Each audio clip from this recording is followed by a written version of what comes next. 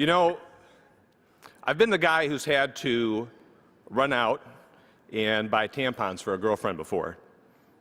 And maybe some of the folks in this room have been in that same position. You're standing at the counter at CVS, $4.99 box in your hand, you pull out a $5 bill, expecting to get a penny back. But instead, we end up having to search our pockets for some spare change. And why is that? Because here in Michigan, we still subject menstrual products to government sales and use tax. We're not taxed for our prescriptions, which are medically necessary items. But if you need menstrual products because you are bleeding every month, you have to pay an additional tax. Now that seems medically necessary to me, Madam President. And as much as we don't like to admit it, we do live in an unequal society, one where women's concerns and women's health are not given the same priority as a man's. And because Michigan's tax code was largely created by men, tampons and other products have been classified as optional, as luxury items. And I doubt that you would find one woman who would classify having a period as a luxury.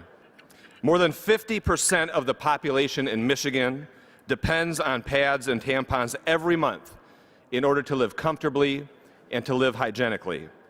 That is a problem for many low-income individuals, especially those who are homeless or displaced. And we don't make it easy to get that help either. Government assistance such as WIC cannot be used to purchase feminine hygiene products, and you cannot use a health savings account to expense them.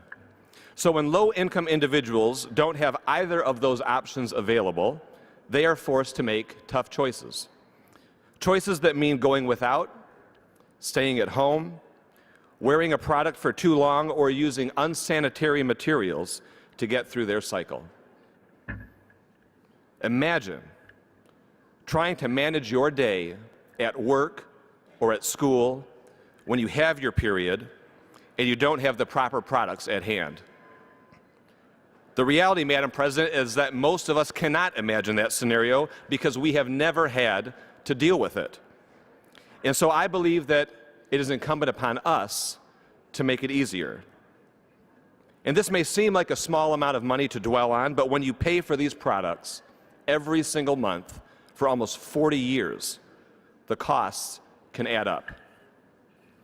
I believe that it is time to eliminate the sales and use tax on feminine hygiene products here in the state of Michigan. It is not a full solution, but it is a step in the right direction. We must remember that for many Michiganders, every penny counts. And so, colleagues, I encourage you to update our tax code to end the unfair taxation on feminine hygiene products. Madam President, I thank you for your time, and I would like my remarks printed in the Journal.